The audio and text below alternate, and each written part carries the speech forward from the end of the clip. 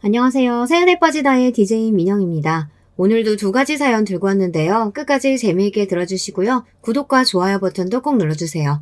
그럼 오늘의 사연 바로 시작해 볼게요. 안녕하세요. 여러분께 저의 사연을 소개할 기회를 얻게 되어 기쁜 마음입니다. 어느 골목길 한 학생을 두고 여럿이 달려들어 괴롭히는 장면을 목격하신다면 여러분은 어떻게 하실 건가요? 그냥 두고 가시는 분도 있고 경찰에 신고하거나 피해자를 도와주는 분도 있겠죠. 어떻게 대처하든지 누구나 그런 짓은 하면 안 된다는 것을 우리 모두 알고 있습니다. 바로 제가 저 학생처럼 아무 죄 없이 괴롭힘을 당해야 했던 시절이 있었네요. 그럼 제가 무슨 일을 당했고 결말이 어떻게 되었는지 궁금하지 않으세요? 이제 들려드릴 모든 이야기의 처음부터 시작해 보겠습니다. 저는 사남매 중 셋째 딸로 태어났습니다. 부모님은 평범한 분들이었고 아버지 혼자 일하시고 식구가 많아서 늘 먹는 것부터 오시며 모든 필수품이 빠듯했어요. 그렇다 보니 대학에 입학하는 것은 보통 큰 부담이 아니었습니다. 저는 충분히 서울 안에 있는 중위권 대학교에 갈 수능 성적이 나왔지만 전문대를 가야 했어요. 사실 저 빼고 다른 오빠들과 동생들은 적어도 4년제 대학교를 졸업했죠. 그런데 공부를 가장 잘하는 둘째 오빠가 유학을 가고자 했기에 도저히 저까지 대학을 가겠다고 말하지 못했어요. 부모님이 힘들어하실 게 눈에 뻔했기 때문에 전 고민 끝에 전문대에 전액 장학금을 받는 조건으로 입학하게 되었죠. 그렇지만 저는 제 학벌 때문에 발목 잡혀서 능력을 펼치지 못하는 그런 사람이 아니었습니다. 그만큼 더 극복하고 열심히 해서 전문 자격증을 취득하고 두 번의 이직 끝에 좋은 회사에 다니게 되었어요. 연봉도 높고 안정적인 회사에 다니면서 제 학벌에 대한 어떤 부끄러움도 없었죠. 오히려 그런 단점을 제 능력과 노력으로 극복한 것이 자랑스러웠어요. 그리고 제 입으로 말하기 좀 무안하지만 제 얼굴이 예쁜 편이었습니다. 따라다니는 남자들도 꽤 있었고 지금의 남편도 그렇게 따라다닌 남자 중 한 명이었죠. 지하철에서 어떤 남자가 뒤쫓아와서 저에게 급히 핸드폰을 빌려달라는 거예요. 무슨 일인지 모르겠지만 초면인 남자에게 그럴 수는 없어요. 저 우리 엄마가 아프신데 급히 연락을 드려야 해서 그래요. 한 번만 부탁드립니다.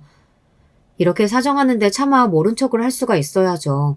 그렇게 한 통의 전화를 마치고 저에게 핸드폰을 돌려주며 그는 환하게 웃으면서 또 보자고 인사를 했습니다. 그렇게 얻게 된 제 전화번호로 남자는 수시로 전화하고 문자를 하며 절 따라다녔죠.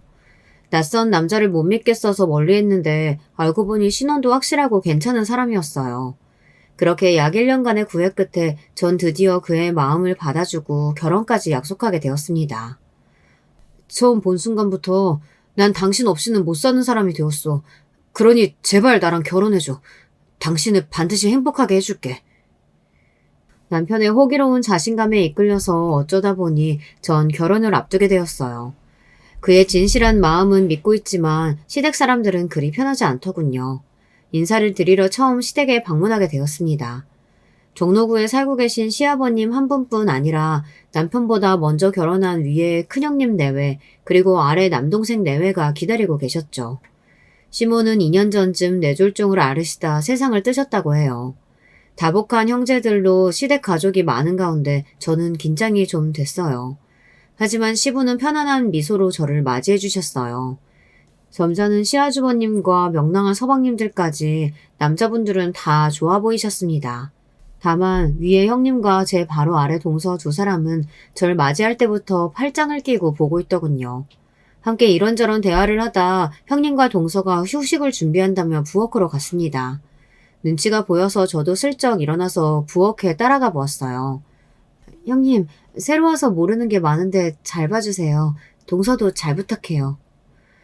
아까 얘기 들어보니까 그쪽이 나온 대학교가 어디라고요? 난 처음 들어봤는데.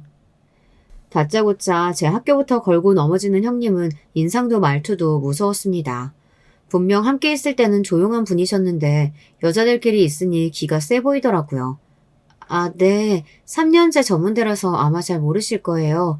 하지만 곧 대학원 석사과정도 하면서 부족한 공부 더 할 계획입니다. 등록금만 있으면 다 입학시켜주는 그런 석사가 무슨 소용이야. 시어머니가 돌아가시고 나서 집안 대소사는 다 내 마음대로 하니 앞으로 내 말만 잘 따르면 돼. 이게 무슨 일이지? 다짜고짜 반말하면서 형님은 제게 기싸움을 시작하는 것 같았습니다. 하지만 그렇게 강하게 찍어 누르는 기센 여자의 비위를 맞춰주고 싶지 않았어요. 저야 물론 형님과 사이좋게 지내고 싶죠. 하지만 그건 서로 간에 예의를 다할 때 가능한 거 아닐까요? 얘 봐라. 동서, 얘 하는 말 들었지? 전문대졸이라 그런지 사람 말을 잘 못 알아듣고 딸리나 봐. 그러게 말이에요. 이래서 사람은 배움이 중요한 법인데. 예비 형님, 우리 형님하고 저는 서울에서 4년제 대학 나왔다고요. 그리고 엄연히 집안 선배인데 그렇게 뻣뻣하게 굴면 되겠어요? 아, 그럼 동서랑 형님은 어디 서울대 연고대라도 나오셨나요? 두 여자는 아무 말도 하지 못했습니다. 이미 예비 신랑에게서 들어서 알고 있거든요. 둘의 출신 대학은 건국대랑 명지대라던가 그랬어요. 어쨌든 대놓고 학벌을 내세울 정도의 수준은 아니었기에 그들은 참 기가 찼습니다. 형님과 동서와 첫 대면은 좋지 않았지만 그래도 앞으로 사이좋게 풀어나가면 될 거라는 제 생각은 착각에 불과했습니다. 결혼하고 난 뒤 그들은 못된 시어머니보다 더 저를 괴롭혔거든요. 형님과 동서는 자기들끼리 똘똘 뭉쳐서 텃세를 심하게 부렸어요. 제 말은 듣는 둥 마는 둥 무시하기 일쑤였고 여학교에서 패거를 지어 몰려다니면서 한 명을 괴롭히는 딱 그런 애들처럼 굴었어요. 그런데 요즘 고졸이나 전문대 출신도 있나요? 우리 집도 그렇고 친정 쪽에도 모두 4년제 졸업한 사람들 뿐이에요. 바로 둘째 형님만 빼고 말이죠. 거기에 대고 뭐라고 해봤자 열등감이라 비웃을 것 같아 저는 아무 말도 안 했어요. 이렇게 모였다 하면 제 학력 이야기를 들먹이면서 저를 열받게 하는 게 늘 있었죠. 그런데요, 이때의 괴롭힘은 유치한 따돌림에 불과했습니다. 우리 부부의 경제적 수준이 높아지자 저를 대놓고 혐오하고 괴롭히는 수준도 높아졌어요. 저는 미혼 때부터 다니던 직장을 아들 낳고 키우는 지금까지 다니고 있고요. 경력이 오래되어서 연봉도 꽤 높은 편이에요. 회사가 안정적이라 비교적 정년까지 바라볼 수 있으니 그만둘 일은 없을 것 같아요. 그런데 형님은 결혼과 동시에 다니던 작은 회사를 관두고 전업주부로 있었어요. 딸 하나가 있었는데 애 학원비가 부족하다면서 식당에서 일하고 있답니다. 그것도 창피한지 비밀로 쉬쉬하다가 아주버님의 말실수로 알게 된 게 그리 오래되지 않았죠. 형님은 자존심이 상한지 우리 앞에서는 나 일하는 거? 내가 사고 싶은 반지가 있어서 아르바이트 삼아서 하는 일이야. 요즘 능력 있는 여자들이 집에서 노는 건 난 반대라고. 그 잘난 4년대 대학을 졸업해놓고 겨우 식당에서 일하는 건지. 식당에서 일하는 분들을 무시하는 게 아니라 저를 학벌로 무시하는 사람이 그러고 있으니 이런 생각이 들더라니까요. 동서도 형님처럼 전업주부니까 두 집 다 살림살이가 좀 팍팍한 느낌이에요. 그래서 결혼하고 지금까지 우리 부부는 맞벌이 한다는 이유로 시댁에 돈이 필요한 일은 죄 우리 몫으로 미루는 분위기입니다. 제사 때나 명절날 장 보는 돈은 전부 우리가 부담하고 시부가 병원 가서 검사비 등 목돈이 필요하면 저희가 드렸어요. 시부는 부동산을 좀 가진 자산가이긴 하지만 그래도 자식에게 이런 돈을 받고자 원하시는 편이라 상황이 그렇게 되어버렸네요. 사정은 답답하지만 그나마 좀 더 여유 있는 우리가 하는 것은 억울하지 않습니다. 그렇지만 그렇게 책임을 다하면 인정해주고 대우도 해주면 뭐라고 하겠나요. 오히려 우리가 집을 사고 연봉이 오를수록 점점 동서와 형님의 시기 질투가 심해지니 문제죠. 그들의 자격지심은 애들 용돈 문제에서 터지기 시작했습니다. 시집와서 초반에 형님네 딸 서연이는 어린아이여서 제가 자주 장난감을 사줬어요. 그리고 명절 때 시댁에서 보면 구정이든 추석이든 만날 때마다 용돈을 줬거든요. 형님은 얄밉지만 조카는 예쁘고 제가 워낙 아이들을 좋아했거든요. 그런데 막상 제 아들이 태어나고서 아주버님네 서방님네 그 누구도 우리만큼 챙겨주지 않았습니다. 서방님네야 아이가 없으니 생각이 짧을 수 있어요. 하지만 형님네는 우리가 조카한테 해준 것들이 있는데 그렇게 잎싹 씻고 있으니 참 보기 안 좋았죠. 우리 아들이 말문이 트일 무렵 큰아빠나 큰엄마가 자기 선물을 안 주니 어린아이 눈에도 이상했나 봐요. 그런데 엄마는 매번 서연이 누나 용돈 주는데 왜 큰엄마는 나한테 용돈 안 주는 거야? 이상해요. 맞아. 엄마, 우리 가난해요? 왜 엄마는 지우 용돈 안 줘? 그 말에 형님은 뚜껑이 열려서 우리 아들을 한번 째려보고 자기 딸 서연이 엉덩이를 맴매하며 다른 방으로 데려갔습니다. 방에서 서연이가 우는 소리가 들리고 형님의 고성이 오가며 괜스레 분위기가 험악해졌어요. 그 광경을 본 아들이 무서워하니 제가 달래주고 있는데 방에서 나온 형님의 화살이 저를 향했습니다.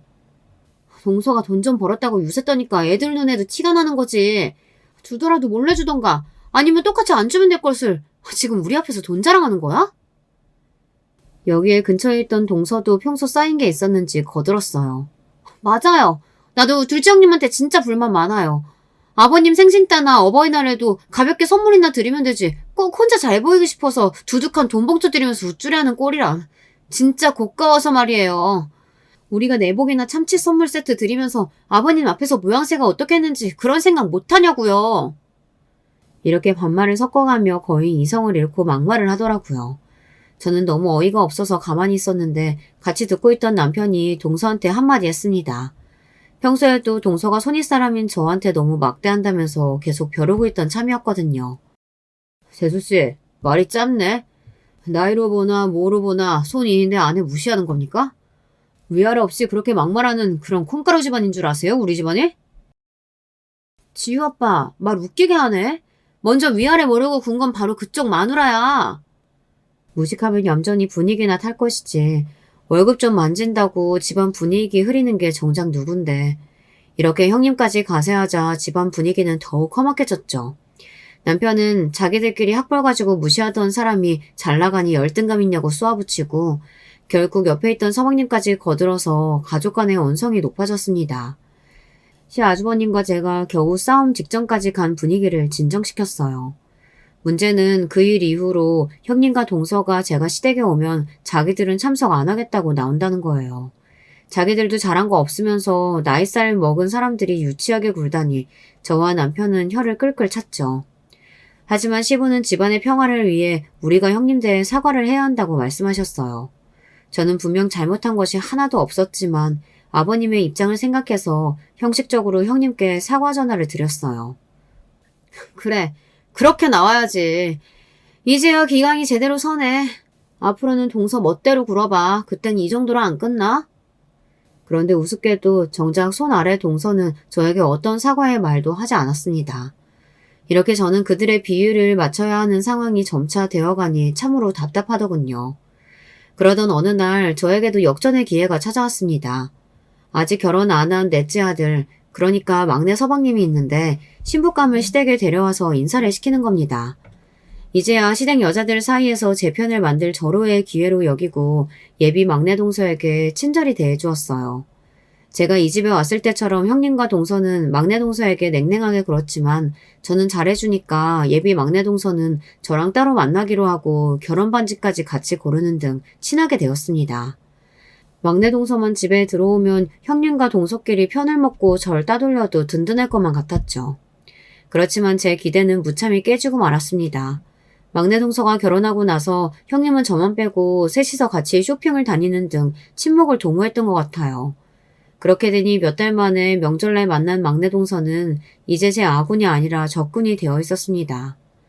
이제 와서 생각해보면 아무리 형님이 꼬셔대도 생각이 반듯한 사람이라면 저를 배신하지 않았을 텐데 그녀 역시 그들과 같은 종류의 사람에 불과했던 거죠. 특히나 상여우인 막내 동서는 시댁에서 어느 편에 붙는 것이 유리한지 계산한 결과 저에게서 등을 돌리게 됐으리라 짐작합니다. 저는 결혼 전 내 편이었던 막내 동서마저 그렇게 되고 나니 크게 실망하고 말았어요. 이제 정말로 전 시댁에서 외톨이가 되어버리고 앞으로 나아질 희망도 잃어버렸죠. 한편 우리 남편과 바로 아래 서방님은 유독 우애가 좋은 편이었습니다. 아마 동서가 그런 사람이 아니었다면 부부끼리 자주 모였을 거예요. 서방님은 성격이 재밌고 저를 편하게 생각해서 무슨 일이 생기면 서로 상의도 하고 생일도 챙겨주는 가까운 사이였습니다. 어느 날 제가 홍콩 출장을 다녀오며 서방님이 좋아하는 양주를 면세점에서 샀어요. 그것을 가져다 주기 위해 서방님이 사는 동네에 갔다 그만 못 볼 꼴을 보고야 말았습니다.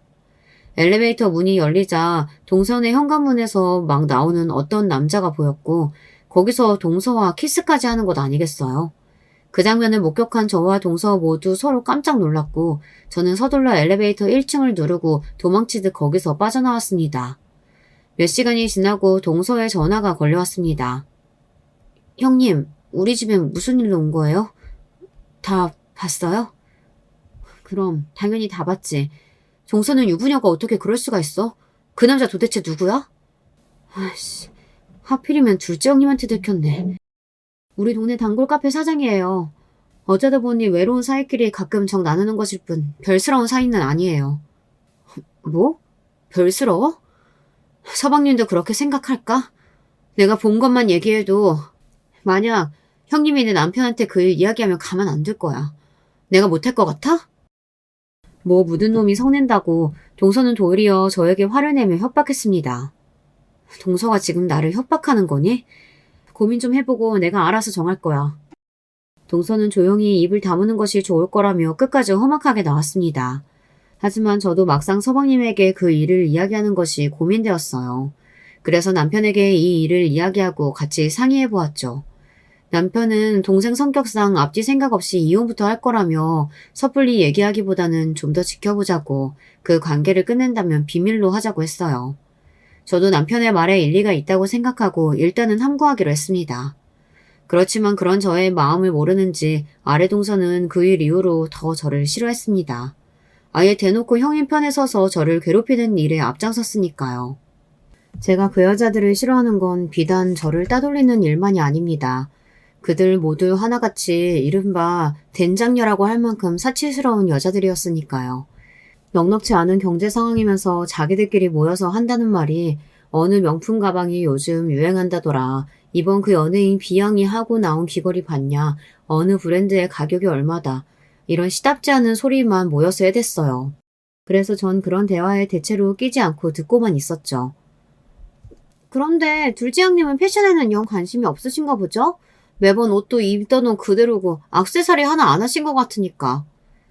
가방끈은 짧지만 고상해 보이고 싶어하는 우리 동서는 패션에 관심 둘 시간이나 있으시겠어 어디?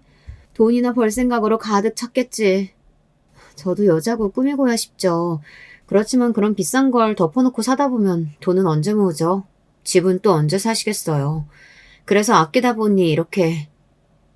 아, 그래서 둘째 형님은 집도 있고 주식도 있고 잘 사는 거네요. 우리 같은 사람들은 집이 없어서 뭐 전월세 산다 뭐 이런 얘기인가 봐. 큰형님, 지금 우리 완전히 깔보는 이야기인데요? 돈지랄하네 아주. 내가 옛날부터 동서한테 말했지. 괜히 깝죽거리지 말고 눈치 좀 챙기고 살라고. 그러니까 이렇게 사람들하고 어울리지 못하고 겉도는 거 아니야. 아우 재수없어. 동서들, 우리 찜질방이라도 갈까? 좋아요. 저도 여자예요. 예쁜 옷 좋아하고 미혼 때는 예쁘게 잘 꾸미고 다니면서 문 남성들을 설레게 했던 그런 잘 나가는 시절이 있었죠. 하지만 우리 힘으로 집도 사고 애도 가르치고 하려면 아끼는 수밖에 더 있나요? 그리 고생하고 아낀 돈으로 시부 챙겨드리고 조카들 용돈이며 다 선물해준 건데 그런 저를 찌질한 여자 취급하고 비아냥거리니 제 가슴은 피멍이 들어갔습니다. 학교폭력 당한 아이들이 학교 가기 싫은 그 심정처럼 저 역시 시댁의 발길을 끊고 그 여자들을 피해 숨어 지내고 싶어졌어요. 그러니까 남편은 그런 제가 이상해 보였나 봐요. 당신 이번 저녁 모임에도 빠지면 아버지가 크게 실망하실 거야. 왜 그러는 거야? 당신답지 않게 갈수록 집안일에 신경도 안 쓰고 조카들도 요즘 잘 안 챙기더라. 저는 제 속을 몰라주는 남편이 야속하기만 했습니다. 시시콜콜 남자들에게 말해봐야 뭐 어디 아나요. 여자들의 그 눈치 싸움을 둔한 남자들은 이해하지 못할 테니 남편에게 하소연도 하지 못하고 혼자 끙끙 앓기만 했죠. 아직도 형수님이 무서워서 그래? 함께한 세월이 벌써 9년은 지났는데 이제 당신도 좀 익숙해져봐. 집안 형제 간 우애가 깨지지 않으려면 안사람들 역할이 중요한 거잖아. 아무것도 모르면서 남편은 마치 모든 게 다 제 잘못이라는 뜻인 것 같아 참 서러웠어요. 아니 그럼 제가 4년째 대학 못 나와서 미안해요. 형님들 수준과 다르게 시아버지 용돈 많이 들여서 미안해요. 조카들 용돈이나 선물은 아무도 모르게 조용히 해주지 못해서 미안해요. 학벌도 낮은데 지금 당신들보다 더 좋은 직장의 연봉이라 미안해요. 이렇게 말하면서 형님들의 신여노릇이라도 하라는 건가요? 제 신세가 어쩌다 이렇게 된 건지 정말 한숨만 나오네요. 그러다 그만 3년 전 저에게 끔찍한 일이 일어나고 말았어요. 어머님 기일이 다가와서 모든 며느리는 오후 늦게부터 시댁에 가야 했습니다. 저는 퇴근하고 급히 시댁에 가고 있었어요. 지하철에서 내리고 출구 앞에 나와보니 밖은 비가 억세게 쏟아지고 있는 것이었죠. 아, 오늘 비 예보도 없었는데 일을 어쩐담. 우산이 없어서 나갈까 말까 머뭇거리고 있다가 그냥 뛰어가기 시작했어요. 그렇게 소낙비를 맞으면서 뛰어가고 있는데 제 옆을 지나가는 차에서 익숙한 목소리가 들려왔어요. 형님, 아주 혼자 낭만 있으시네요. 비를 다 맞고 뛰어가시고. 아, 동서, 잘 만났다. 나 우산이 없거든. 차에 나도 같이 태워줘. 쫄딱 다 젖은 몸으로 내 차에 태워주려면 차 시트 다 젖어요. 안 돼요. 그냥 그렇게 오시는 게 건강에도 좋아 보이네요, 뭐. 낭만은 무슨. 거지같이 찌질한 년. 돈 아끼느라고 우산도 못 샀나 봐? 비 맞는 사람을 차에 태워주기는커녕 저렇게까지 하며 비웃고 가는 저들이 정녕 인간이긴 한 걸까요? 저도 더 이상은 참을 수 없었습니다. 당연히 그들보다 제가 늦게 시댁에 도착했죠. 저는 물이 뚝뚝 떨어지는 채로 형님 동서들의 목소리가 들리는 부엌으로 향했습니다. 그들은 제 모습을 보자마자 무엇이 그렇게 웃긴지 까르르 웃더군요. 어머 형님, 둘째 형님 꼴 좀 봐요. 물에 홀딱 젖은 쥐새끼도 아니고 화장이랑 다 지워지니 꼴사납네. 화가 머리끝까지 치솟은 저는 그간의 울분을 담아서 소리쳤습니다. 당신들이 사람이야? 가족이냐고. 내가 뭘 잘못했다고 이렇게까지 해? 집안 사정 때문에 전문대 간 거 그거 하나로 사람을 이렇게 짓밟아도 되니? 그래, 나 너희들보다 돈 많아. 그래서 돈질을 좀 했어. 너희들은 거시골로 사니까 그런 내가 그렇게 밉던? 일진 패거리처럼 자기들끼리 합세해서 나 하나 바보 만드니까 좋냐고. 그들은 제 말에 표정이 돌변하더니 저에게 다가오기 시작했습니다. 그리고 무슨 일이 벌어진 줄 아세요? 이 건방진년이 어디다 거지라는 거야? 역시 그동안 고고한 척 착한 척 다 하더니 뒤로는 우리 무시하고 돈질하랬던 거 맞네. 그러게요. 역시 우리 속으로 무시하고 있었어. 내가 괜히 그걸 눈치챈 게 아니라니까. 우리 둘째 형님 이대로 둘 거예요? 우리 모두 싸잡아서 거지의 일진 깡패라고 하는데요. 그들은 저를 둘러싸고 이렇게 욕하고 겁박을 한 뒤 잡아 끌어다 마당 흠해진 곳에 오래된 창고에 저를 가두고 말았습니다. 그리고 창고 문을 밖에서 잠가버리고선 이러더군요. 그러게, 그간 잘난 체 좀 했어야지 말이지. 둘째 형님, 거기에서 반성 좀 하셔야겠어요. 2년 내가 언제 한번 쓴맛 보여준다 벼르고 있었는데 잘 됐다. 넌 처음 이 집안에 기어 들어올 때부터 관상이 안 좋았어. 너만 없으면 우리 집안 아주 평화롭고 잘 돌아갈 것 같은데. 동서들 생각은 어때? 옳은 말씀이에요, 큰형님. 들어가시죠. 정말로 형님 동서들은 저를 창고에 가둬두고 그렇게 방치해버렸습니다. 물 한 모금 밥 한 숟가락 뜨지 못해서 목마르고 배고픈 것보다 너무너무 추워서 힘들었어요. 비를 맞은 채로 바깥에서 밤을 보내야 했으니 입이 덜덜 떨리고 죽을 것만 같았습니다. 아무리 창고에서 도와달라고 살려달라고 소리를 쳤지만 아무 소용이 없었죠. 창고에서 집까지는 어떤 소리도 들리지 않는 것만 같았거든요. 저는 창고에서 반새 함순도 자지 못하고 울다가 한 번씩 꺼내달라고 소리쳤습니다. 이윽고 다음날 아침이 되자 누군가 열쇠를 여는 소리가 들리더군요. 그렇지만 몸의 기운이 모두 빠져버려서 바로 일어나서 나갈 수가 없었어요. 겨우겨우 기어가다시피 해서 나와서 마당에 쓰러져 의식을 잃고 말았습니다. 얼마나 지났을까 눈을 떠보니 저는 병원에 있었어요. 여보, 도대체 이게 어떻게 된 일이야? 왜 아버지 집 마당에 그런 모습으로 쓰러져 있던 건지 이해가 안 된다고. 설마 강도라도 당한 거니? 여보. 전 차마 말을 잇지 못하고 남편을 붙잡고 대성통곡을 했습니다. 그리고 울음이 좀 진정된 다음에 남편에게 그날 형님 동서들에게 당한 일을 털어놓았죠. 제 이야기를 들은 남편은 무슨 공포영화라도 본 듯이 경악을 금치 못했어요. 저 역시 제가 당한 일이 현실인지 가물거릴 정도였으니 당연한 반응이었겠죠. 병원에서 검사한 결과 몸에 이상은 없었고 저체온증과 몸살로 3일 정도 치료받다가 퇴원했습니다. 남편이 제 이야기를 듣고 득달같이 형님 동서들에게 갈 줄 알았지만 의외로 아무런 행동도 취하지 않더군요. 대신 한 번씩 골똘히 생각에 잠겨있기도 하고 또 누군가와 오랫동안 통화를 하기도 했습니다. 저기 지난번에 말했던 시댁에서 당한 일 말이야. 그래, 당신은 이제 그만 그 일 잊고 잘 지내고 있어. 내가 다 알아서 할 테니까. 알았지? 남편은 아주 단호하게 그 일을 잊으라 했기에 전 내심 서운했습니다. 그들의 사과도 받고 싶었고 남편이 저를 위해 그들에게 욕이라도 할 줄 알았기 때문이죠. 그런데 퇴원하는 날 형님의 전화가 왔습니다. 동서 병원에 입원했었다면서? 아니 어머님 기일에 시댁에는 오지도 않고 무슨 일 있었어? 형님은 저들이 제게 했던 짓은 없었다는 듯 이렇게 시치미를 떼는 겁니다. 형님, 지금 무슨 말씀하시는 거예요? 형님이 나를 창고에 가둬놓고 그것도 밤새 그 덕분에 병원 신세까지 지게 된 거 지금 모른단 말씀이신가요? 나는 자기랑 잘 지내고 싶은데 이렇게 동서가 자꾸 나를 이상한 사람으로 만드니까 내 마음이 좀 그렇다. 모든 일 다 잊고 잘 지내야 할 거 아냐. 우리는 죽을 때까지 형님 동서지간 가족처럼 지낼 사이인데 말이지. 형님은 나에게 협박의 전화를 걸었던 것입니다. 자신들이 한 더러운 행적을 가족들에게 밝히지 말라는 협박. 그런데 마지막 말이 저를 두려움에 떨게 만들었습니다. 저는 평생 저렇게 악마 같은 여자들에게 당하면서 살아야 하는 것일까요? 그랬다면 저는 이렇게 여러분께 제 사연을 당당히 소개하지 못했을 겁니다. 계속 바보 멍청이같이 당하기만 했다면 말이죠. 바로 든든한 남편과 제가 미처 몰랐던 숨은 조력자 이 두 사람이 제 복수를 톡톡히 해주었어요.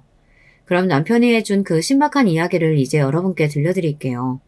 남편은 형님 동서들에게 연락해서 요즘 아내가 이상해져서 상의 드릴 일이 있다고 불러모았답니다.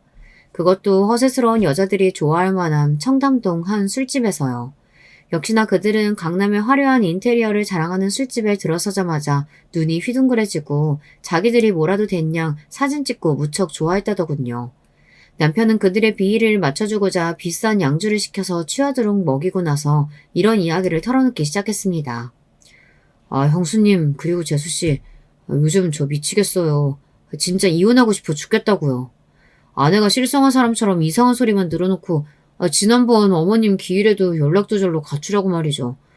이 여자 바람이라도 난 거 아닐까요? 남편은 아무것도 모르는 척 그들을 떠보니 처음에는 남편이 불려서 경계하던 그들은 이내 안심하고 떠들어댔습니다. 하긴 둘째 형님이 지난번부터 좀 이상하긴 했어요. 난 그냥 여자의 촉이라서 혼자 넘어갔었는데 다른 분들은 어땠어요? 맞아. 나도 둘째 형님한테 남자가 생긴 거 아닌가 눈치채고 있었지. 서방님, 내가 이런 말씀 안 드리려고 했는데 서방님께서 우리 믿고 이렇게 좋은 자리까지 마련해 주셨으니 특별한 비밀 얘기 하나 해드릴게요. 비릿한 웃음을 짓고 형님은 남편에게 잊지도 않은 제 불륜 사실을 사실인 양 이야기했다네요. 그리고 그 불륜 이야기는 사실 첫째 동서의 것이었어요. 이미 저는 남편에게만 첫째 동서의 불륜 장면을 목격했던 이야기를 했던 터라 남편은 속으로 비웃었다고 합니다. 하지만 그들의 말을 믿는 척 연기하기 시작했죠. 이 못된 년, 나를 두고 그런 짓이나 하고 다니다니. 못 살겠어.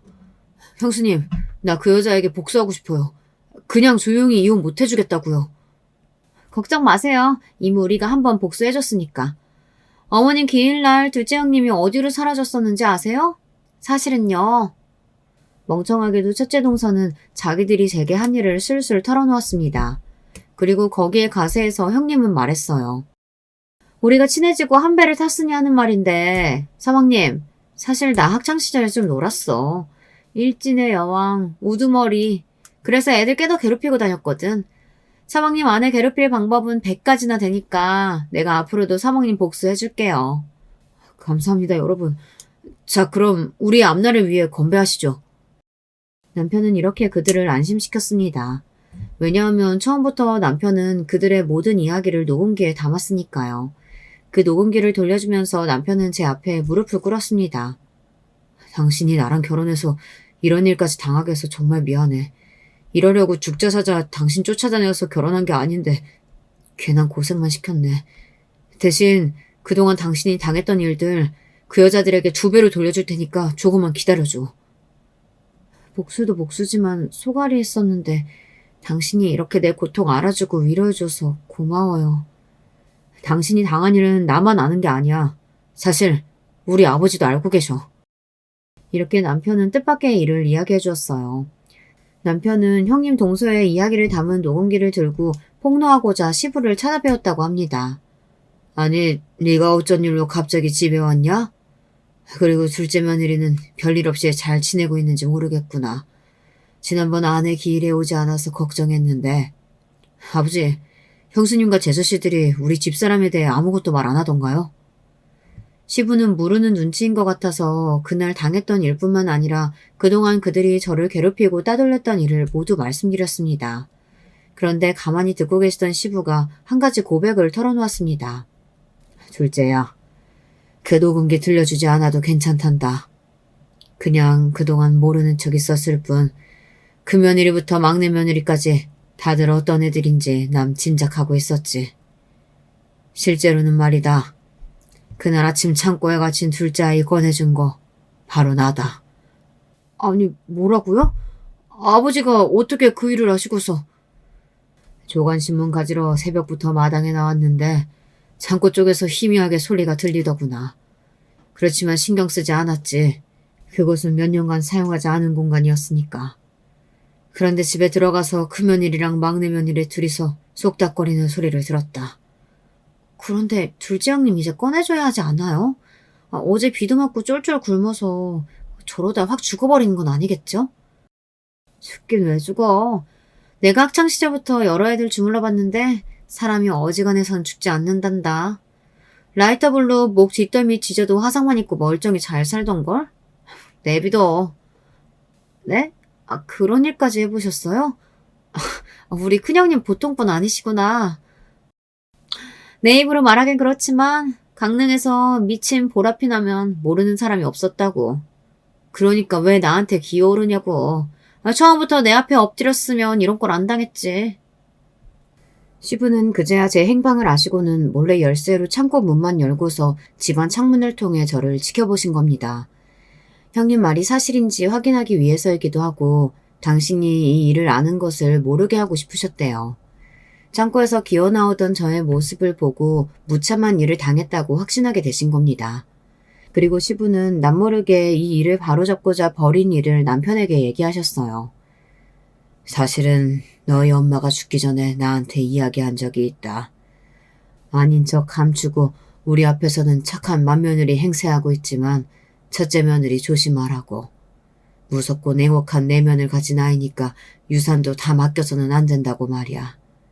그래서 자세히는 모르지만 우리 집안 사람들 모두 시댁 재산이 상당히 있다는 것을 알고는 있어요.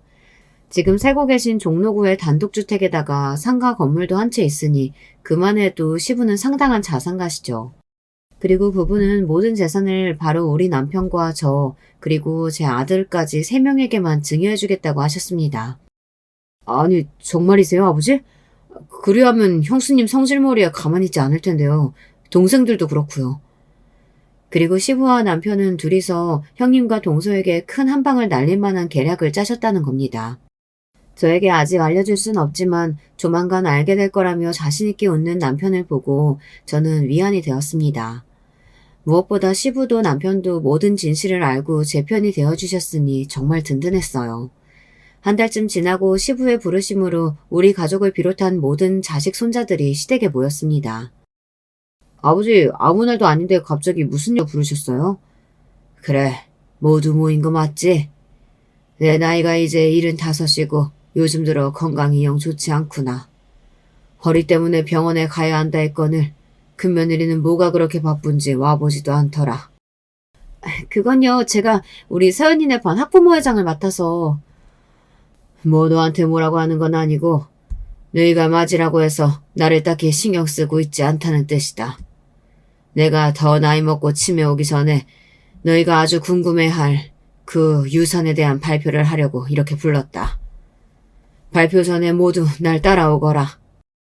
유산이라는 단어에 형님을 비롯한 모든 자식과 며느리들의 귀가 쫑긋했습니다. 이상하게도 시부는 집 밖으로 나가시더니 마당의 그 창고 앞에 서셨어요. 그리고 창고의 문을 열어젖혀 보이며 말씀하셨죠. 이 창고는 몇 년간 방치된 곳인데 얼마 전 여기서 공경을 당한 사람이 우리 가족 중에 있었다. 그 말에 동서들과 형님들은 얼굴이 새하얗게 질렸습니다. 나는 내 소중한 자식들 간에 이런 개싸움을 이해할 수가 없다. 그것도 내 집 마당에서. 그러자 동서들은 시부 앞에 무릎을 꿇고 앉아 손이 발이 되도록 빌었습니다. 아버님 용서해주세요. 저희들은 큰형님이 지시한 대로 따른 자밖에 없다고요. 지금 이것들이 뭐라고 짓거리는 거야. 아버님, 지희 엄마가 뭐라고 거짓말한 건지 모르겠지만 저나 동서들은 이 일과 무관해요. 나는 참고 문만 열었는데 너희들은 어찌해서 모든 것을 다 알고 있다는 듯이 부정부터 하고 보는 거냐? 역시 시부는 명판관이셨습니다. 자승자박의 꼴로 형님과 동서들은 제 죄를 스스로 고한 꼴이 되어버렸어요. 형, 그리고 너희 동생들 잘 들어라. 우리 아내가 그동안 형수와 제수씨들에게서 크나큰 고통을 당하고 있었어. 여기 우리 자식들이 보고 듣는 앞에서 하나하나 다 까발리고 싶지만 입에 담기 어려울 만큼 유치하고 간사하게 우리 아내를 괴롭히고 따돌렸지. 형은 그거 알아? 형수님이 강릉에서 미친 보라핀이었다는 거? 미친 보라핀이 무슨 말이야? 그리고 당신이 그동안 제수씨 괴롭혔다는 게 사실이야? 그나마 침착하게 오리발을 떼고 있던 형수님은 이제 궁지에 몰리고 말았습니다. 모두의 날카로운 시선이 자신에게 모이자 어쩔 줄 모르고 당황하는 모습을 처음 보이더라고요. 형수가 다니던 학교에서 깡패짓 하면서 학우들 맨날 괴롭히고 다녔다고 떠벌렸어. 게다가 그 짓을 내 아내에게 그대로 했던 거고. 엄마 기일에 내 아내가 실종된 것은 바로 형수와 동서들이 저 창고에 가둬놨기 때문이었어. 이 충격적인 이야기에 시아주버님을 비롯한 서방님들은 물론 그들의 자식인 조카들까지 놀라움을 금치 못했어요. 믿을 수가 없고 정말 당신이 둘째 형수를 저곳에 가둔 거야? 진짜로 엄마가 작은 엄마한테 그렇게 하셨어요? 엄마가 일진이었다니 정말 실망이에요. 하지만 역시나 형님은 만만한 사람이 아니었습니다. 그들을 향해 연기를 하며 반박하려 들더군요. 이건 모함이에요. 동서가 늘 나를 시기 질투해서 게다가 아버님 유산까지 탐내놔서 우리를 쳐내려는 모함. 내가 저 창고에 가뒀다는 증거가 있어? 있냐고. 저 창고 바닥에 떨어져 있는 신발, 그게 우리 아내 것입니다. 맞아요. 우리가 둘째 형님한테 해코지했다는 증거가 있길 하나. 우리도 왜 둘째 형님이 그 창고에 간 건지는 도무지 모르겠는데요. 그러고 보니 생각났는데 재수씨 그 동네 카페 사장이랑 바람 폈다면서요? 우리 아내가 작년에 목격한 것이 있는데 이 자리에서 다 이야기해드릴까요? 동서는 우리 남편 얘기에 아연실색을 하고 꽁무니를 빼고 말았습니다. 그만! 다들 거짓말 그만하지 못하겠냐? 잠자코 얘기를 듣고 계시던 시부는 갑자기 큰 목소리를 내셨어요. 어디 손바닥으로 하늘을 가리려는 게냐? 그네 너!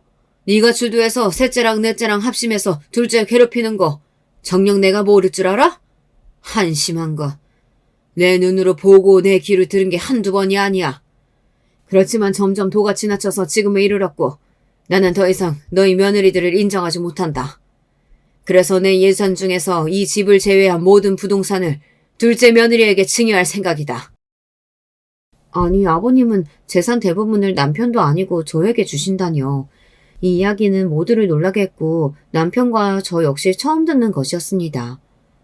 아버지 말도 안 돼요. 우리 아내들이 잘못한 건 인정합니다. 그렇지만 유산까지 형수님에게 주실 필요는. 시끄럽다. 내 재산이고 상속이 아닌 증여로 둘째 며느리에게 주겠다고 이미 세무사와 다 얘기해놨어. 지켜보니 그나마 경제적인 개념도 섰고 재산도 많이 불린 재주는 모두 둘째에게 있더구나. 너희들이 반성하고 앞으로 잘하는 모습을 보인다면 또 모르지. 둘째 며느리가 일부를 너희에게 떼어줄지도. 내 발표는 이것이 전부고 되돌릴 수 없으니 모두 돌아가라. 시부는 모두를 물리시고 그렇게 집으로 들어가 버리셨습니다. 남은 자식들은 혼란의 소용돌이 속에 서 있었어요. 자신들의 추악한 죄가 밝혀진 데다 유산을 잃은 슬픔까지 마당에 털썩 주저앉아 통곡하는 동서부터 얼음처럼 그대로 서서 가만히 있는 형님까지 이렇게 형님과 동서들은 제대로 응징을 당하고 말았죠. 그날 발표하신 시부의 말씀은 그냥 말씀하신 것이 아니었습니다. 정말로 시부는 모든 세금 등의 절차를 마무리한 뒤 제 이름으로 부동산 명의를 이전해 주셨습니다. 아버님, 제가 이 큰 재산을 받아도 되는 건지 모르겠어요. 어떻게 저를 이렇게까지 믿어주실 수 있는 거예요? 몇 년 동안 다 지켜봤다. 우리 집안에서 제일 멀쩡하고 내 재산 잘 지켜줄 사람은 너 하나뿐이더구나. 현명하게 잘 관리하고 또 필요할 때 형제들에게 나눠줄 거라 믿는다. 저에게 재산을 주신 것보다 저를 알아봐 주신 그 마음에 감동해서 시부 앞에서 한참을 울었습니다. 그리고 아버님의 뜻에 어긋남이 없도록 상가 건물을 잘 관리하고 그 수익은 통장 하나를 새로 만들어서 그곳에 차곡차곡 모았습니다. 갑자기 돈이 많이 생겼다고 해서 제가 낭비를 하거나 돈을 흥청망청 쓰는 일을 경계했죠. 저는 이렇게 행복한 결말을 맞았지만 그럼 다른 사람들은 어떻게 되었냐고요? 저를 앞장서서 괴롭혔던 형님은 그야말로 자기 가족들에게서 외면당하고 말았죠. 형님네 딸 서연이는 중학생으로 한참 예민한 사춘기의 중학생이에요. 초등학교 시절 나쁜 친구들에게 괴롭힘 당했던 적이 있었는데 바로 자신의 엄마가 그들과 같은 사람이라는 걸 알고 충격이 컸던 모양이에요. 그날 이후로 방문을 걸어 잠그고 엄마와 대화조차 섞지 않으려고 들었습니다. 그리고 시아주버님은 형님의 과거에다가 자기 아내 때문에 유산 한 푼 받지 못한 신세가 되었다는 생각에 대판 싸우고 나서 별거에 들어갔다더군요. 정확히 말하면 시아주버님과 조카가 등을 돌려서 형님이 집에서 나가 친정집에 얹혀 살고 있다고 들었어요. 하지만 형님이 시아주버님과 다시 합칠 가능성은 거의 없어 보이니 결국은 이혼하고 말겠죠. 그런가 하면 몇 달도 안 돼서 이혼해버린 탓에 다시 보지 못하게 된 동서도 있어요. 카페 사장과 불륜한 것이 알려지자 서방님은 곧바로 첫째 동서에게 이혼을 요구했습니다. 불륜이 아니어도 그간 시댁에서 벌인 짓들에 대해 실망이 컸던 서방님은 자식도 없는 마당에 이혼이 두렵지 않았을 것 같네요. 그리고 서방님은 폭로의 그날 뒤 저를 찾아와서 직접 사과까지 하셨습니다. 형수님, 정말 죄송합니다. 저는 형수님이 저를 도와주셨던 부분도 있고 해서 늘 존경하고 따랐는데 정작 제 마누라는 형수님께 그런 짓을 하다니 용서하기 힘드시겠죠. 그 사람이랑 갈라설 거니까 이제 만날 일 없으실 거예요. 저도 잘한 짓은 없지만 그래도 천천히 용서해 주시리라 믿고 싶습니다. 서방님은 저에게 살가운 남동생 같은 사이였고 그의 아내가 저지른 것은 서방님과 무관한 일이잖아요. 저는 서방님께 개의치 말고 앞으로도 잘 지내자고 격려해 주었어요. 그리고 저를 찾아와서는 석고대죄를 한 동서도 있었습니다. 바로 막내 동서죠. 막내 동서가 나한테 무슨 일이야? 형님, 제가 이렇게 바닥에서 100번, 아니 1000번이라도 절 올릴게요. 저 좀 살려주세요. 남편도 형들처럼 저랑 갈라서고 싶다고 해요. 우리 애가 이제 겨우 3살인데 어떻게 헤어지겠어요. 남편이랑 매일 부부싸움도 하고 난리도 아니에요. 지난번에는 저 뺨까지 칠 뻔했다니까요. 동서가 한 짓이 오죽하면 착한 막내 서방님이 그러겠어. 겨우 뺨 갖고 이 난리야? 날 밤새 창고에 가둬둔 동서의 얼굴이 난 아직도 잊혀지지가 않아. 그러니까요. 제가 잘못했어요. 그래도 우리는 좋았던 시절이 있었지 않아요? 저 결혼하기 전에 형님이랑 따로 얼굴도 보고 결혼 반지도 직접 골라주셨잖아요. 그랬던 사이로 우리 다시 돌아가봐요. 저 앞으로 잘할게요. 글쎄, 나도 동서가 들어와서 내 편이 되어주길 바랬던 적도 있었지. 그래서 그들에게 돌아선 동서에게 더 서운했던 것 같아. 아직 나한테 용서를 바라진 마. 이제 그만 가. 저는 매몰차게 막내 동서를 내보냈습니다. 그녀는 큰형님부터 셋째까지 가정이 파탄난 것을 보니 무서웠던 게죠. 막내 동서는 지금까지 저에게 문자와 전화로 용서를 빌고 있습니다. 여러분, 과연 저는 하나 남은 막내 동서를 용서해야 할까요? 가끔은 저 하나로 인해 남편의 형제들 모든 부부가 사이가 깨진 것 같아서 죄송스러운 마음이 들더라고요. 그래서 막내만은 잘 지냈으면 하는 바람도 있습니다. 그렇지만 솔직히 아직 용서가 안 되는 것도 사실이에요. 하지만 결국 언젠가는 제가 용서해야 할까요? 지난 설에 시아주버님과 조카 서연이만 시댁에 방문했습니다. 그리고 서연이는 전에 없이 저를 쭈뼛대고 서먹해 했죠. 저는 그런 서연이를 따로 데리고 나가서 햄버거를 사주면서 그랬습니다. 서연아, 너희 엄마가 나한테 한 일들은 서연이하고는 하나도 상관이 없어. 나는 우리 서연이가 아직도 너무 예쁘고 사랑스러워. 우리 처음 만났을 때 서연이가 3살쯤 되었을까? 미끄럼틀 사줘서 고맙다고 내 보루에 뽀뽀도 해줬었잖아. 난 그런 서연이를 아직도 기억하고 또 아끼고 있어. 가뜩이나 엄마 없어서 힘들 텐데 뭐든지 필요한 거 이 작은 엄마한테 부탁해. 너 대학 등록금이랑 결혼할 때 혼수도 다 작은 엄마가 해줄 거야. 서연이는 먹고 있던 햄버거를 내려놓고 말없이 눈물을 흘렸어요. 그 어린 것이 얼마나 마음고생이 심했으면 그럴까. 저는 한참을 토닥이며 달래주었습니다. 조카에게 해준 말은 빈말이 아니었습니다. 실제로 시부가 물려주신 부동산에서 나오는 임대료를 관리한 돈으로 나중에 우리 조카들 대학 등록금이나 큰일 앞두고 필요한 때마다 목돈을 줄 계획이에요. 그리고 이 계획을 말씀드리자 시부는 감탄하며 저에게 잘 부탁한다고 말씀하셨어요. 이번 일을 겪으면서 남편은 더욱 저를 신뢰하고 우리 가족 사이가 돈독해졌습니다. 엄마, 바보같이 그런 일 참지 말라고요. 내가 태권도 유단자인데 앞으로 누가 괴롭히면 아들한테 제일 먼저 일러요? 이렇게 말하는 든든하게 자란 아들도 있으니까요. 저는 세상 부러울 것 없는 행복한 여자입니다. 아무리 부조리함이 판치는 세상이지만 권성징악이 살아 숨쉬고 있었어요. 제가 그 산 증인 아니겠습니까? 그러니까 여러분 주위에도 아무 이유 없이 사람을 괴롭히는 악인들은 꼭 언젠간 더 큰 벌을 받을 거라고 믿어주세요. 아직 막내 동서를 용서해야 할지 판단이 안 서기는 했지만 그래도 좋은 결말로 잘 끝나겠죠. 이제 제가 준비한 이야기는 끝이 났습니다. 잘 들어주신 구독자 여러분께 감사드려요. 무탈하고 행복한 하루 되시길 바랍니다. 안녕히 계세요. 저는 이혼 가정에서 자라났어요. 친정 아빠가 바람을 피우셨는데 친정 엄마는 그걸 용서하지 못하셨을 뿐더러 심지어 맞바람을 피우셨어요. 가정의 파탄이었죠. 그런데 그 고통을 지나온 제가 어째서 바람을 피우는 남편과 만나게 되었는지 정말 미치고 환장할 노릇이었습니다. 남편하고 결혼한 계기는 둘러댈 것 없이 임신 때문이었어요. 3년간의 연애가 이어지던 도중에 갑작스럽게 생명이 찾아왔던 거였죠. 둘 다 당장 결혼해도 전혀 이상하지 않을 적당히 나이가 찰 대로 찬 입장이었기 때문에 3년 열을 만나온 만큼 은연중에 결혼을 머릿속에 그리고 있었어요. 적어도 저는 그렇게 생각을 해왔었고요. 남편 역시도 지나가는 말로 자주 우리가 결혼하고 나면 일하는 가정을 자주 했었습니다. 그래서 임신을 알게 된 직후 당연히 결혼으로 생각이 저는 귀결이 되었고 남편 또한 흔쾌히 그러리라 예상했었어요. 수줍게 사실을 알린 저는 곧 남편의 표정이 굉장히 아리송하다는 걸 눈치챌 수 있었죠. 왜 그렇게 놀란 표정이야? 무슨 귀신이라도 본 것처럼 얼굴이 창백해졌잖아. 임신? 그거 내 아이 맞지? 맞으면 우리 어떻게 해야 하는 거야? 결혼해야 하는 거야? 와, 세상에 무슨 이런 일이. 너무 갑작스러운데? 나 진짜 살면서 이렇게 당황한 적은 처음이다. 당황하면서 머리를 감싸쥐고 한참을 혼자 중얼거리더라고요.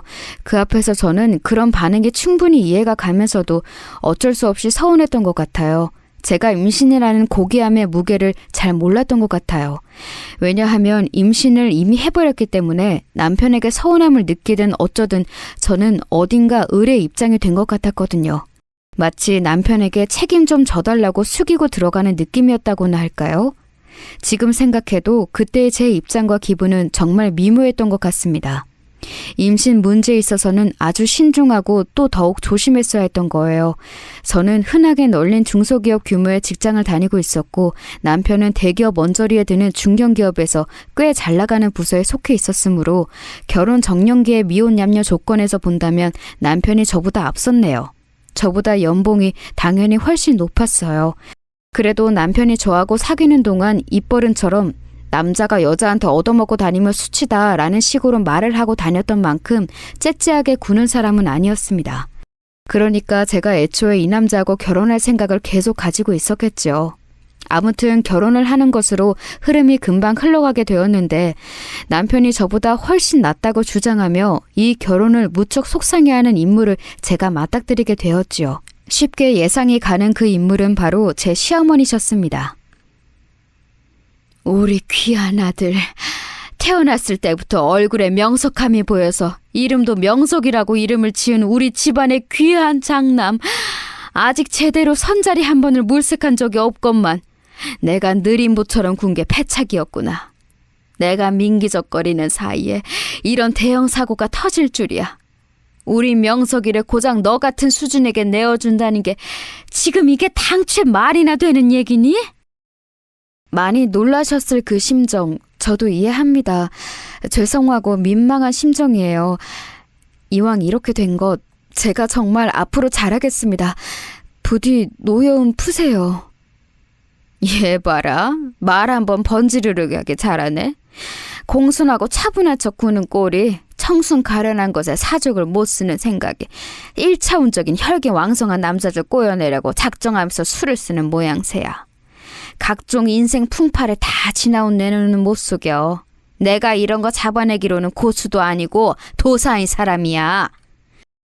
시어머니께서는 눈을 희번덕거리시는데 왠지 그걸 보는 것만으로도 오금이 저려서 저는 고개를 떨구었습니다.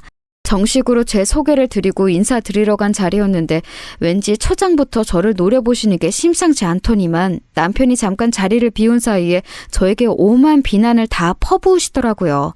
저는 원래 진지한 연애는 할 생각이 없었는데 어린 저를 여러 차례에 걸쳐 꼬드겨갠 장본인이 남편이었어요. 먼저 만나자고 한 쪽도 매달린 쪽도 남편이었건만 그래서 약간 억울했네요. 시어머니께서는 제가 이혼 가정의 자식이라는 것, 모친이 몹시 편찮으시다는 것, 부친은 거의 연락 두절인 정도로 사이가 멀다는 것, 이런 조건들도 무척 마음에 안 들어 하셨습니다. 하나를 보면 열을 아는 법이라지? 그딴 집안에서 나고 자랐는데 어디 상대가 정상이겠어? 혼전 임신이라는 괘씸한 짓거리를 벌인 것만 해도 얼마나 계획적이고 얄미운지. 이런 식으로 우리 귀한 아들을 채가다니. 생긴 게 미스 코리아인 것도 아니고 집이 잘 사는 것도 아니고 하다못해 가난해도 화목한 가정이기를 해. 뭐를 해? 내가 고작 이런 며느리를 맞이할 줄 알았다면 이날 이때까지 살아있지도 않았을 거야. 그때 자리로 돌아온 남편이 깜짝 놀라면서 자기 엄마와 저를 번갈아 쳐다보더라고요. 제가 티 안 나도록 작게 한숨을 쉬고 말았는데 남편은 그에 맞춰 더욱 큰 한숨을 쉬면서 저를 두둔하였습니다. 진짜 엄마, 제가 잠깐 자리를 비운 사이에 대체 왜 이렇게 언성을 높이고 계세요? 이 사람 지금 임신 상태예요. 그렇게 소리 크게 내시면 뱃속 아기한테도 안 좋은 영향이 갈 수도 있다고요. 명서가, 내가 너무 속이 상해서 그랬다. 정말 괜찮은 아가씨하고 너를 붙여주고 싶었는데 상황이 왜 이렇게 된 건지 나는 정말 아무리 생각해도 속이 갑갑해서 미칠 것 같아. 그러길래 내가 뭐라고 그랬어? 여자는 아무나 만나는 게 아니고 늘 조심하고 신중해야 된다고 그랬잖아. 내 말 안 듣고 몰래 이런 연애질이라 하니까 대형 사고가 나는 거야. 이미 이렇게 된 걸 뭐 어떡하겠어요. 이제 잘 사는 수밖에 없죠. 엄마가 저 중학교 때인가 고등학교 때 점집에 가셔서 제 점을 보고 오셨는데 일찍 이세를 볼수록 말년이 평온한 사주라 들었다고 그러셨지 않았어요? 차라리 잘 됐다고 생각할래요. 정확히는 그냥 이세가 아니라 아들이라고 하기는 했었지. 네가 아들을 일찍 보면 말년이 편해질 거라고. 아휴, 까마득히 잊고 있었던 그딴 점쟁이 말이나 떠올리면서 약간의 위안이라도 삼아야 한다니. 세상에 이게 웬일이라니? 시어머니께서는 가슴을 치시며 한탄하셨지만 남편의 말 맞다나 이미 이렇게 된 상황이었으므로 별 뾰족한 수도 없으셨던 것 같네요. 처음 정식으로 인사를 드렸던 그날 이후로는 저를 향해 대놓고 적대심을 표출하지는 않으셨습니다. 저를 보면 머리가 아프시다는 듯 인상을 좀 쓰시긴 했어도 그뿐이었죠. 빠르게 진행된 결혼, 신혼살림 차리는 것도 다 신경을 써주셨어요. 저희 부부는 아주 조용히 자그마한 규모의 결혼식을 서둘러 올렸더랬죠. 다만 한 가지, 시어머니께서는 저에게 태어날 아기에 대한 압박은 몇 번 주셨습니다. 설마 네가 딸을 낳을 작정은 아니겠지? 그렇다면 정말 하등 도움이 안 되는 거니까 행여나 딸 낳을 생각은 하지도 마라. 아직 아기 성별을 알지 못해서 뭐라고 대답을 해드려야 할지 모르겠는데 어머님 죄송하지만 딸이라도 어쩔 수 없다고 생각합니다. 그래도 소중한 생명인 건 변함이 없으니까요. 반드시 아들을 낳겠다고 해야지. 너는 말로나마 그런 다짐 한번 못하니? 그런 나태한 정신머리로 사니까 인생을 보람되게 살지 못하고 남자 하나 물어서 시집이나 잘 갈 생각이 나고 자빠졌고 혼전 임신이나 덜컥한 건 아니야? 아이고, 나 또 머리 아파서 골병이 막 들라 그러네. 하여간에 너는 딸을 낳으면 네 쓸모는 없다는 걸 증명하는 셈이니까 그런 줄은 알고 있어. 저 어머님, 저는 저희 부모님의 아들이 아니라 딸로 태어났다고 해서 억울하거나 힘들거나 한 일이 없었어요. 옛날에 점집에 다녀오셨다는 일로 제가 아들을 낳기를 원하시는 것 같은데 그건 미신일 뿐이라고 생각해요. 그리고 첫째가 아니라 둘째가 아들이 될 수도 있는 거잖아요. 아우, 시끄러워. 너는 아들 낳을 자신 없다는 소리를 왜 그렇게 장황하게 돌려서 하니? 돌려 돌림판이야? 네? 그치만 어머님, 자식의 성별을 결정짓는 건 여자가 아니라 남자예요. 그러니까 제가 딸을 낳든 아들을 낳든 그건 오빠의 영향이라는 거죠. 제가 알고 있던 상식으로 조용히 반박해 드렸을 때 시어머니께서는 입을 쩍 벌리신 채 굳어버리셨죠. 그 이후로는 태어날 아기에 대한 압박을 가하시는 것도 그만두셨어요. 솔직히 밝히자면 저는 딸이든 아들이든 정말로 상관이 없었습니다. 그러나 굳이 하나를 골라야 한다면 제 첫 출산의 산물이 아들이기를 바라기는 했었어요. 상황이 그러한데 제가 어떻게 아무런 심리적 압박이 없었겠나요? 왠지 눈치가 보였죠. 저는 어렸을 때부터 품었던 바람 중 하나가 훗날 결혼해서 가정을 꾸리게 된다면 정말 화목하고 행복하게 복작복작 거리면서 사는 그림을 실현하는 것이었어요. 그런 것에 대한 동경이 있었지요.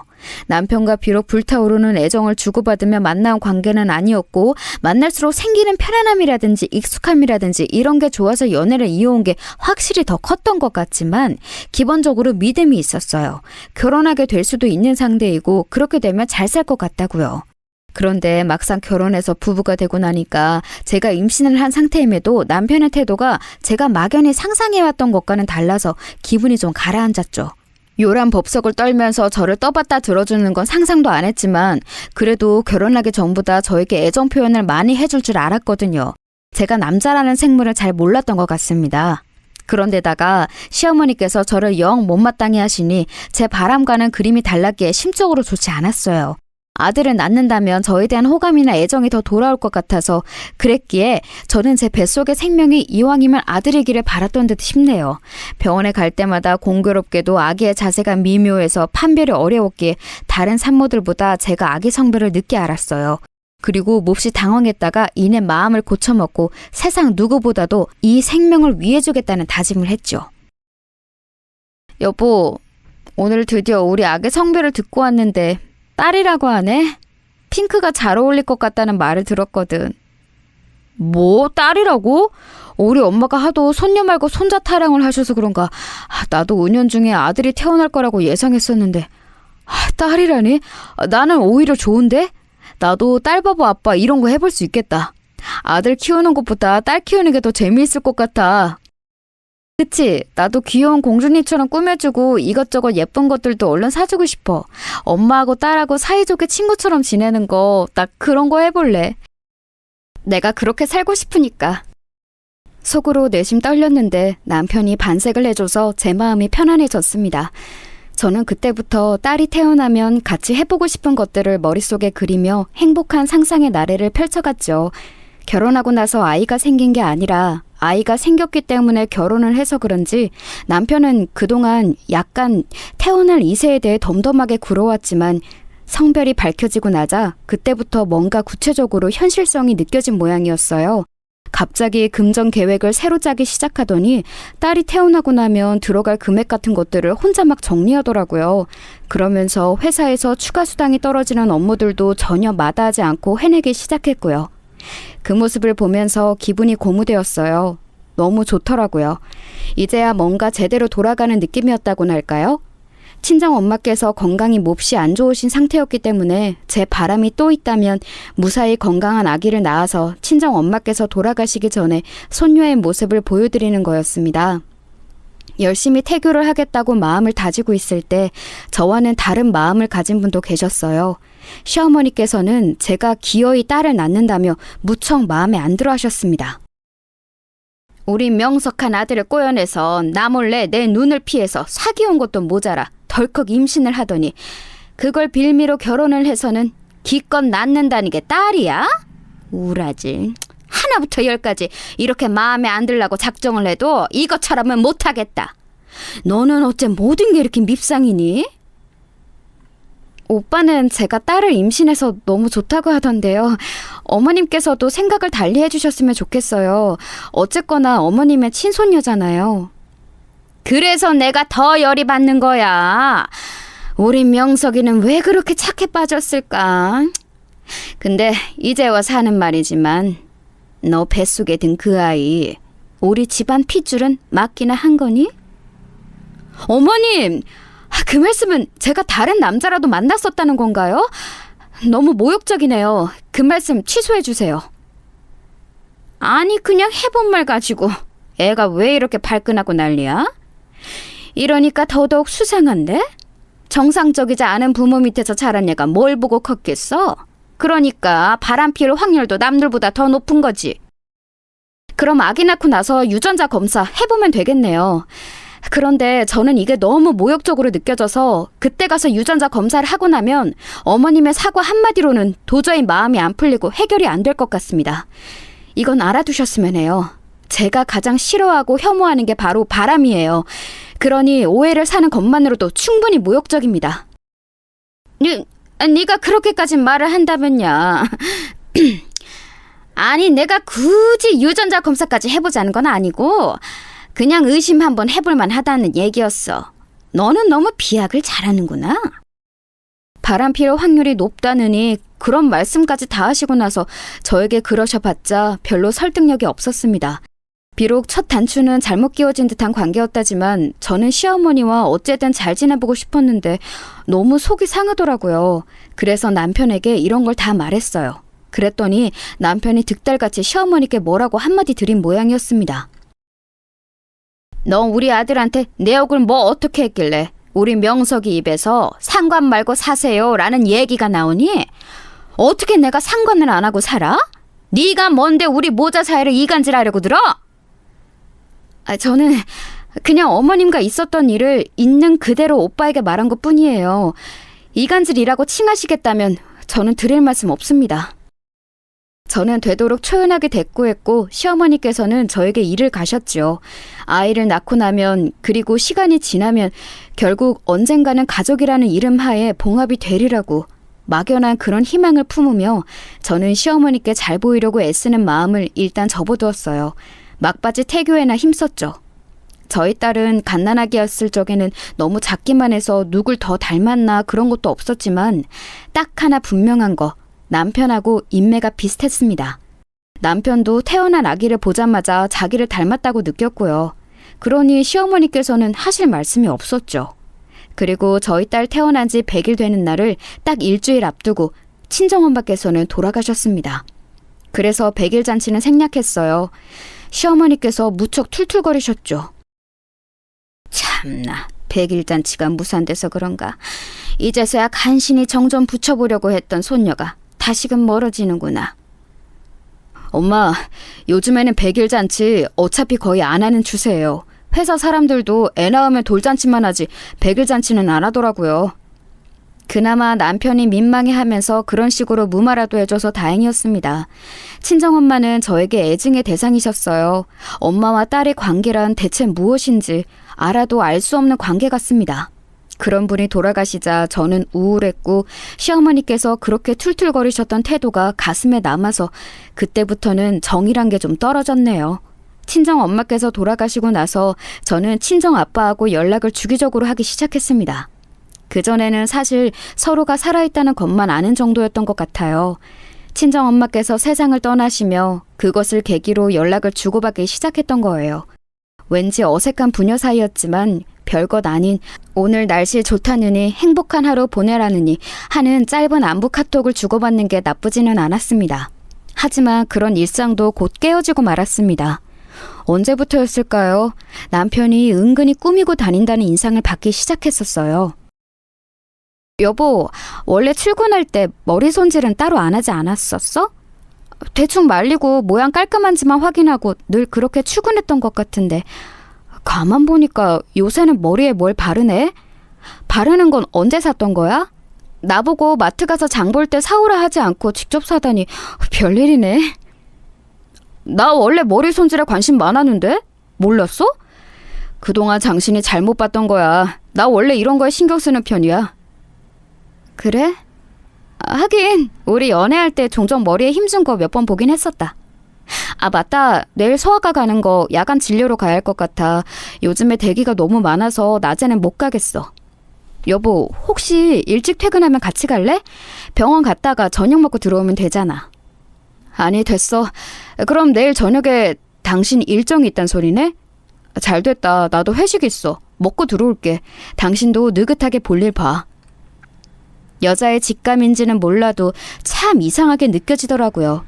하루 전인데 갑자기 다음날 회식이 있다고 말을 하는 것도 이상했고, 저나 아기나 뭘 하든 자기는 별 관심이 없다는 투로 제 귀에는 들렸습니다. 묘하게 찜찜하여서 마음에 담아뒀었는데 얼마 후 제가 새벽 중에 남편의 휴대폰을 보게 되었어요. 일부러 작정하고 뭘 뒤져보려고 한 건 아니었습니다. 자정이 넘은 시각에 아기가 울고 보채고 자꾸 칭얼거려서 제가 어르고 달래던 중이었어요. 참고로 저희 아기는 통잠이라는 걸 안 잤기 때문에 제가 낮이고 밤이고 새벽이고 가리지 않고 계속 품에 안아들어야 했는데 남편이 도와준 적은 맹세코 단 한 번도 없었습니다. 아기 울음소리가 들려도 못 들은 척 눈을 감기 대장이었거든요.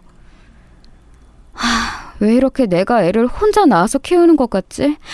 부부가 둘이서 함께 한다는 느낌이 전혀 없어. 맨날 집에 늦게 와서도 휴대폰이나 들여다보다가 잠들어 버리고. 근데 휴대폰으로 뭐 그렇게 볼 게 있고 할 게 있다고 그러는 걸까? 아기를 간신히 재우며 피곤한 생각을 하던 저는 남편의 휴대폰 화면이 켜져 있다는 걸 발견했어요. 잠들기 직전까지 휴대폰을 한 탓에 화면이 아직 자동으로 꺼지지 않은 상태였죠. 그때 저는 별 생각 없이 이번 달 신용카드로 결제 혜택을 뭐 받았나 보려고 남편의 휴대폰을 한번 봤습니다. 생활비 카드가 남편 것이어서 신용카드를 관리하는 게 그 휴대폰에 있었거든요. 그런데 제가 마치 운명과 같은 실수를 하고 말았습니다. 농협 앱을 누른다는 게 그만 같은 초록색인 스타벅스 앱을 눌러버린 거예요. 스타벅스에서 커피를 사 마시면 그만큼 쿠폰이 쌓이는데 그게 메인 화면에서 바로 보였습니다. 그리고 저는 이상한 점을 발견했죠. 회사 근처에 저가 커피가 많아서 스타벅스는 갈 일이 없을 사람인데 왜 이렇게 이용이 많아서 무료 쿠폰 발행이 많이 되었을까? 혹시 부서에 커피라도 쌌나? 이상한 것 같아서 내역을 눌러봤습니다. 그리고 저는 그 야심한 새벽에 온몸이 소름이 돋는 경험을 하게 되었어요. 사용처는 저희 집 근처도 회사 근처도 아니고 시댁 근처도 아닌 완전히 다른 동네였습니다. 그런데 늘 일정하게 그곳을 들렀는데 시간대가 평일 퇴근 직후 주말 오전이 대부분이더군요. 게다가 주문한 음료는 항상 2잔이었으며 그중 한 잔은 언제나 기본 아메리카노 커피였고요. 그리고 나머지 한 잔은 녹차 음료나 초코 음료였습니다. 그런데 남편은 우유 들어간 음료를 별로 안 즐겨요. 그래서 녹차, 초코 이런 거 절대 안 마십니다. 연애 때부터 봐와서 제가 잘 알았어요. 그럼 기본 커피를 제외한 나머지 한 잔의 주인공은 누구였단 말인가요? 문자, 카톡 통화 내역을 보는 동안 심장이 두근거렸습니다. 하지만 거기서는 별다른 이상한 걸 찾지 못하였어요. 그러나 의심이 싹을 틔우자 걷잡을 수가 없더군요. 남편이 출근 준비를 하면서 혼자 희죽거리거나 잘 안 하고 다니던 넥타이를 찾는 모습에 자꾸만 나쁜 생각이 들었어요. 그러다가 저는 아주 어이없는 지점에서 진실을 알게 되었습니다. 바로 시어머니와의 통화에서요. 어머님, 제가 최근에 먼저 연락을 못 드려서 죄송해요. 아기가 자꾸 열이 올랐다 내렸다 하는 통에 제가 좀 정신이 없었네요. 너에게 애당초 기대도 안 했으니 죄송할 것 없어. 근데 우리 손녀가 엄마를 잘못 만나서 세상에 태어나자마자 고생을 하는 것 같아서 나는 그게 마음이 아프네. 네? 어머님, 굳이 따지자면 엄마보다 아빠를 잘못 만나지 않았을까요? 육아의 유자도 모르고 일절 가사 노동에는 참여조차 안 하려고 들고 회피만 하는 아빠를 만났으니 저희 아기가 참 가엾습니다. 엄마로서 제가 아기한테 미안해요. 아기가 문제가 있어서 평일에는 늦게까지 휴대폰이나 하다가 잠들고 주말에는 지인들하고 약속 있다면서 허구한 날 나가버리는 아빠를 만나야 했단 말인가요? 제가 너무 미안해서 미칠 것 같아요. 뭐야? 너 말 다 했니? 우리 귀한 아들이 밖에 나가서 힘들게 사회생활하며 돈 버는 동안 집에서 탱자 노는 주제에 뭐가 어쩌고 저째? 내가 이러니까 우린 명석이가 다른 여자 만난다고 하길래 나무라기는커녕 쌍수 들고 환영한 거야. 방금 뭐라고 말씀하신 거예요? 다른 여자요? 제 귀를 의심했습니다. 남편에게 다른 여자라니요. 저는 그런 식으로 남편이 바람이 났다는 것을 확실하게 알게 되었던 거예요. 황당했고 비참했습니다. 심장이 철렁 내려앉다 못해서 사라지는 줄로만 알았어요. 말실수를 홧김에 하신 것이었는지 시어머니께서는 얼른 전화를 끊어버리셨습니다. 제가 바로 다시 거니까 금세 통화 중이시더군요. 곧장 통화 중이시라니 답은 하나밖에 없었습니다. 남편에게 상황 전달을 하시려고 시어머니께서 그러시고 계신 중인 게 분명했죠. 너무 화가 났어요. 인간적인 배신감이 들었고 곤히 자고 있는 아기 얼굴을 그 와중에 딱 보는데 그냥 미안하다는 생각이 들었습니다. 그날 저녁 저는 밥상도 차리지 않은 채로 남편의 퇴근을 기다렸어요. 저는 그동안 직장 안 다니고 집에서 아이 보고 집안일 하는 사람이라고 하여 남편의 밥상을 꼬박꼬박 차렸습니다. 제 의무이고 책임인 것 마냥 그렇게 했어요. 감기 몸살이 와서 아파 죽을 것 같아도 남편의 밥만은 차려줬네요. 그걸 안 하고 소파에 앉아있으니까 어찌나 홀가분하고도 서글프던지요. 남편은 집에 오자마자 부엌 쪽을 힐끗하면서 텅 빈 식탁부터 확인하고는 그 다음에 저에게 다가와서 거실바닥에 무릎을 꿇었습니다. 미안해. 화 많이 났지? 일단 내가 사과할게. 그런데 오해가 있다는 걸 알아뒀으면 좋겠어. 오해? 무슨 오해? 어떤 오해? 어머님 입으로 다른 여자의 존재가 있다는 걸 들었는데 오해로 무마할 수 있다고 생각해? 당신은 양심이라는 게 있기나 해? 어떻게 어린 딸아이를 두고서 태연히 바람을 피울 수가 있어? 오해라고 했잖아. 그 여자 내가 지금 불순한 의도로 만나고 있는 상대 아니야. 예전에 잠깐 만났다가 헤어졌었는데 예정이라고 해야 하는지 뭔가 애틋함이 있어서 서로 말벗도 해주고 인생 상담도 해주고 있을 뿐이야. 말벗? 인생 상담? 여보! 당신이 결혼하고 나서 나한테 어디 단 한 번이라도 진심 어린 대화를 청해본 적 있었어? 내가 주말에 어디 같이 놀러 가자고 해도 어린아기 있어서 안 된다는 황당한 핑계를 대면서 나를 두고 혼자 놀러 나간 사람이 바로 당신이야. 그런데 다른 여자한테는 그런 관심과 정성을 쏟는다고? 이게 바람이 아니면 뭐야? 그 여자는 대체 어디서 뭘 하는 사람인데? 애 딸린 유부남하고 놀다니 그 여자도 정말 제정신은 아니네. 그런 식으로 말하지 마. 제정신이 아닌 건 당신이겠지. 본인이 훨씬 조건 키우는 결혼을 했으면 적어도 자기 시어머니한테는 비굴하게 몸을 낮춰서라도 잘 해드려야 맞는 건데 당신은 그러질 못했잖아. 우리 엄마가 당신을 못마땅게 하시니까 손녀 사랑도 적으실 수밖에 없는 거야. 그러니까 전부 다 당신 때문인 거지. 웬 헛소리야? 바람날고 정당화하고 싶어서 지금 가전수 다 쓰는 거야? 어머님 앞에서 내 편 들어줬을 땐 언제고 그래놓고 왜 이제 와서 전부 내 잘못이래? 당신 정말 비겁하다. 잘못했다고 죽을 죄 지었다고 그러면 될 일이지 쓸데없는 말을 왜 얹어? 너무 어이가 없고 화가 나서 숨이 잘 안 쉬어졌을 정도예요. 그때 저는 느꼈죠. 제가 몸이고 정신이고 이미 많이 나약해져 있었다는 사실을요. 서럽게 울음을 삼키는 제 앞에서 남편은 한숨을 쉬었습니다. 그러더니 한참 후에 정리하겠다고 간단히 말한 게 다였어요. 결혼 전에는 배우자가 바람을 피운다면 무조건 뒤도 안 돌아보고 땡이라고 생각했었는데 막상 아이가 있는 상황에서 이렇게 되다 보니 한 번쯤은 제가 눈을 감아주는 게 맞다는 생각이 들더군요. 속으로 갈등 많이 했었네요. 제가 이혼 가정에서 자라서 그런지 이혼이란 두 글자를 떠올리기만 해도 지긋지긋했습니다. 어렸을 적에 친정 아빠가 바람을 피우셨어요. 그리고 친정 엄마는 이걸 결코 용납도 용서도 하지 않으셨죠. 중간에 어떤 과정이 더 있었는지는 모르겠으나 두 분은 끝내 서로에게 저주를 쏟아내며 이혼을 하셨습니다. 저는 자연스레 친정 엄마와 살게 되었고요. 그 생활이 정말 힘들었습니다. 친정 엄마는 날이 갈수록 저에게 집착을 하셨고 많은 강요 또한 하셨습니다. 지금 생각하면 친정 엄마께서는 조울증 같은 건 앓으셨던 것 같아요. 외할머니께서는 조금은 갑작스레 돌아가셨을 때 친정 아빠께서 장례식장에 오셨어요.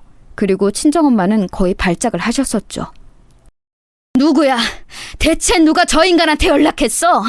내가 앞으로 2번 다시 우리 모녀 앞에 나타나지 말라고 분명히 말했었는데 당신이 무시하고 감히 우리 앞에 나타나?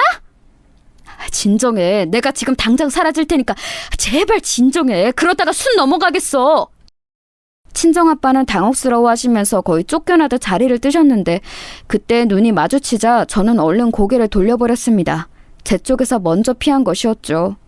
모르겠어요. 그때는 그래야 할 것 같았어요. 친정엄마와 살면서 하도 친정아빠 욕을 귀따갑게 들어온 것의 이 결과였을지도요. 그 이후로 친정아빠를 다시 뵙는 일은 없었다가 세월이 흘러서 다시 뵙게 된 건 친정엄마의 장례식장이었네요. 그때서야 이것저것 여쭤보면서 근황을 제대로 알 수 있었죠. 친정아빠는 사업을 하고 계셨으며 재혼도 하신 상태였어요. 당연하다면 당연하게 엄청 어색했죠. 하지만 앞으로 연락이나 종종 하면서 지내자는 친정아빠의 제안에 내심 반가웠습니다.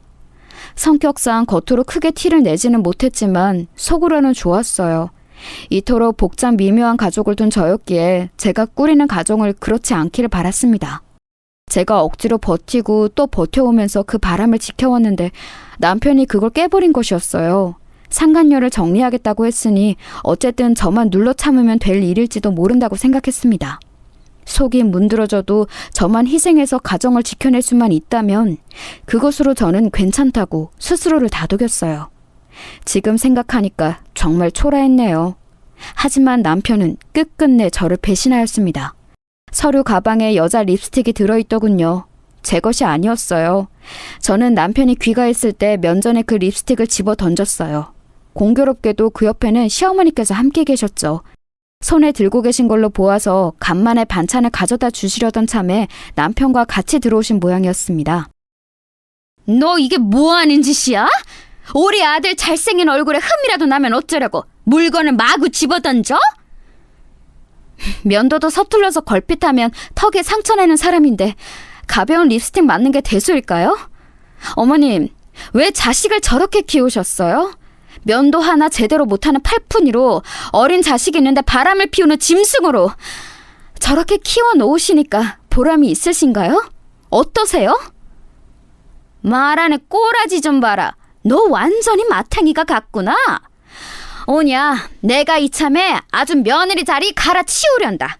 그 아가씨 우리 아들이 너하고 결혼하기 전부터 만났다 그러고 직장도 대기업이고 양친 멀쩡히 계시고 무엇보다 관상이 떡두꺼비 같은 아들 낳을 관상이야. 너랑은 상대도 안 돼. 명서가 너 당장 이것하고 갈라서 이혼해버려.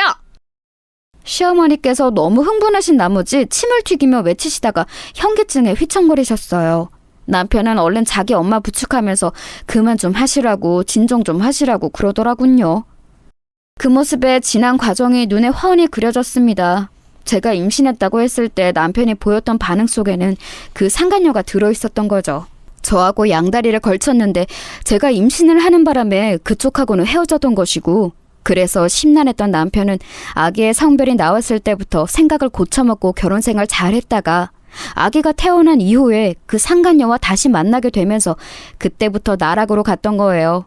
기행을 말리기는커녕 부채질을 한 정신나간 시어머니께서 계시는 한 그게 가능했을 테지요. 저는 세상에서 가장 우스운 사람이 된 것 같은 느낌이 들어서 뜨거운 눈물을 흘렸습니다. 시어머니를 믿었기 때문에 남편을 사랑했기 때문에 그래서 운 게 아니었어요.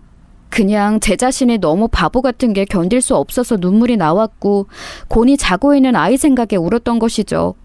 그런데 그걸 잘못 받아들인 것인지 시어머니께서는 저를 보며 혀를 끌끌 차셨는데 그 눈빛이 마치 그래봤자 떠난 남자만 못 잡는다 라고 말씀하시는 것 같았습니다. 그러더니 남편의 부축을 받으면서 가버리셨어요. 시어머니를 모셔다 드리고 금세 올 줄 알았던 남편은 바로 안 돌아왔습니다. 기분이 정말 말도 못하게 더러웠는데 그 와중에 친정아빠의 카톡이 왔어요. 좋은 저녁 보내라는 짧은 글자를 보자마자 저도 모르게 전화를 걸고 말았습니다. 여보세요? 지금 나한테 전화가 온 거 맞지? 혹시 실수로 통화 버튼 누른 거라면 나는 괜찮으니까 바로 끊어도 돼. 아니에요, 아빠. 저 아빠한테 전화 걸고 싶어서 건 거예요. 그냥 대화할 상대가 너무 필요한데 아무도 없어서요. 혹시 지금 시간 괜찮으세요? 그럼 시간 괜찮고 말고 나 상관 말고 네가 하고 싶은 얘기 있으면 다 해. 얼마든지 들어줄게. 굉장히 다급하게 말씀하셨는데 제가 마음을 바꾸고 전화를 끊어버리기라도 할까 봐서 서두르시는 느낌이었어요. 모처럼 성사된 저와의 통화를 흘려버리고 싶지 않으셨나 봐요. 그런 게 느껴지자 저는 눈시울이 뜨거워지고 말았습니다. 그 다음부터는 무슨 정신으로 어떻게 지난 제 이야기를 친정 아빠께 털어놓았는지도 모르겠어요. 그냥 막 떨리는 입술 사이로 정신없이 오만 이야기가 쏟아져 나갔던 것 같아요. 친정 엄마와의 애증 강했던 관계이며 시어머니 때문에 겪은 고충과 믿었던 남편의 바람까지 전부 다요. 친정 아빠께서는 이따금씩 작은 한숨을 내쉬셨을 뿐 도중에 끊는 법 한 번 없이 차분하게 제 모든 이야기를 다 들어주셨습니다. 말을 마치고 나니까 그제야 민망함이 스스로 올라오더라고요. 친정 아빠께서 어떤 반응을 보이실지도 걱정이 되었고요. 그런데 저는 상상도 못했던 친정 아빠의 대답을 듣고 말았습니다. 인간은 신의 뜻을 헤아릴 수 없다더니 그게 맞는 것 같다. 설마 내가 겪고 있는 상황과 네가 겪고 있는 상황이 맞물려서 가장 시기적절한 때를 만들어낼 줄은 네 이야기를 듣기 전까지는 몰랐거든. 그게 무슨 말씀이세요? 목소리가 왠지 가라앉으신 것 같은데 혹시 아빠도 무슨 일이 있으신 거예요? 그래, 사실 나는 재혼한 사람과 지금 이혼을 앞두고 있어. 성격 차이 때문에 불화를 오래 겪어왔기에 예견되어 있던 수순이었지. 굳이 내가 지금에 와서야 이혼을 하는 것은 내가 살 날이 얼마 안 남았기 때문이고 그 사람이 진정으로 나를 사랑한 적이 없다는 확신이 들었기 때문에 내 재산을 주고 싶지 않아서야. 그 사람은 내가 왜 불리한 조건으로 이혼을 해준다는지 그 이유를 알지 못하지. 잠깐만요. 저 지금 너무 혼란스러워요. 아빠가 곧 돌아가신다고요? 저는 아빠하고 연락하며 지낸 지 오래되지도 않았는데 이제서야 이렇게 긴 통화도 처음 하게 되었는데 돌아가신다니요? 안 돼요. 그러면 저는 진짜 이 세상에서 혼자란 말이에요. 너에겐 네 피부치가 있어서 다행이란 생각이 그래서 든다. 그리고 재산이 얼마인지 묻지도 않고 나 죽을 거 걱정하는 걸 보니 너는 하나뿐인 내 친자식이며 내가 세상에 남기고 가는 유일하게 의미 있는 족적이라는 생각 또한 드는구나. 자세한 건 주말에 만나서 나눴으면 하는데 시간 좀 내주렴. 나는 내가 시한부라는 사실을 알았던 그 순간부터 너와 네 엄마에게 속죄하는 심정으로 내가 읽은 모든 재산은 너에게 주기로 마음먹었단다. 그 이야기를 너와 만나서 자세하게 해주고 싶구나. 이건 꿈에서조차 그려본 적 없는 상황이었어요. 도저히 실감이 안 나서 저는 집에 돌아온 남편을 보면서도 화를 내는 걸 잊어버렸고 친정 아빠를 주말에 만나서 이야기를 듣는 동안에도 멍하게 있었습니다. 친정 아빠의 재산 목록을 보자 더욱 그럴 수밖에 없어졌지요. 만약에 누가 이런 상황을 겪기 전에 저에게 와서 네 친부가 엄청난 갑부이고 그 재산을 너에게 물려주기로 했다고 말을 한다면 저는 웃기지 말라고 했을 거예요. 이게 말이나 되는 상황인가요? 믿기지 않아서 저는 태어나서 처음으로 제 뺨을 스스로 세게 몇 대 쳐보기까지 했습니다. 그런데 진짜 아프더라고요. 아파서 웃음이 나는 건 처음이었네요. 내가 한 번도 너에게 아빠 노릇을 제대로 해본 적 없지만 떠나는 마당에 뭐라도 안겨줄 수 있어서 다행이구나. 부디 행복하게 너 자신을 위해서 살아라. 그게 이 부족한 아빠의 처음이자 마지막 바람이야. 그럴게요. 반드시 그렇게 살게요.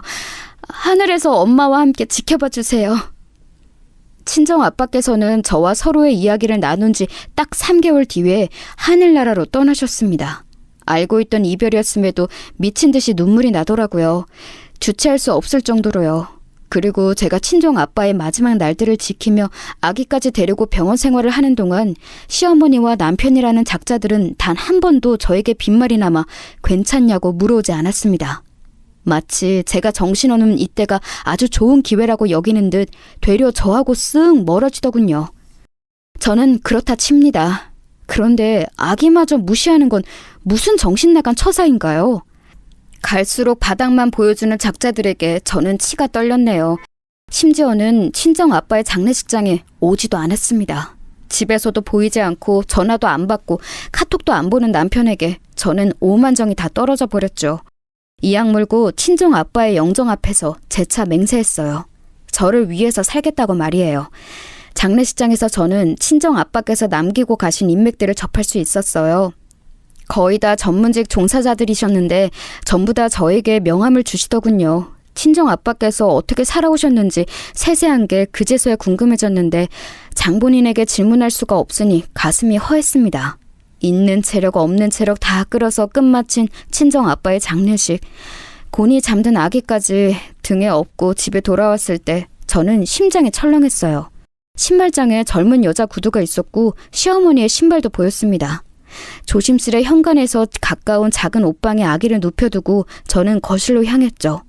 TV 앞에 앉아서 좋은 시간을 보내고 있던 시어머니, 남편, 그리고 상간녀가 어리둥절한 눈으로 저를 동시에 쳐다봤습니다. 남편이 입가에 묻은 튀김가루를 털면서 말을 하더군요. 당신 벌써 왔어? 내일 오는 거 아니었어?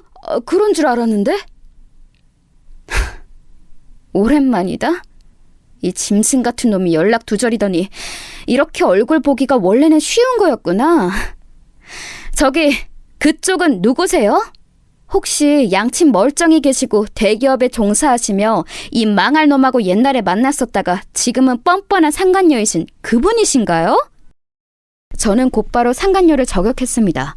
딱 봐도 제 또래인 그 상간녀, 얼굴만 보면 평범한 인상이라서 더욱 소름 끼쳤어요. 차라리 여우 같은 인상이거나 섹시한 여자였다면 기분이 덜 나빴을지도 모르겠네요. 너무 평범해서 기분이 더럽더군요. 그런 주제에 애딸린 유부남과 놀아난다는 게 황당할 따름이었습니다. 상간녀가 헛기침을 하면서 슬쩍 고개를 피하는 모습도 너무 얄미웠는데 제가 인상을 확 쓰니까 그때 시어머니께서 나셔섰죠. 이제 이쪽은 우리 집안 새며느리가 될 사람이고 너는 나갈 사람인데 굳이 얼굴 붉혀서야 되겠니? 너도 눈치가 있다면 이혼하자는 분위기인 거 알 거 아니야. 우리가 괜히 네 아비 장례식에 안 갔겠어?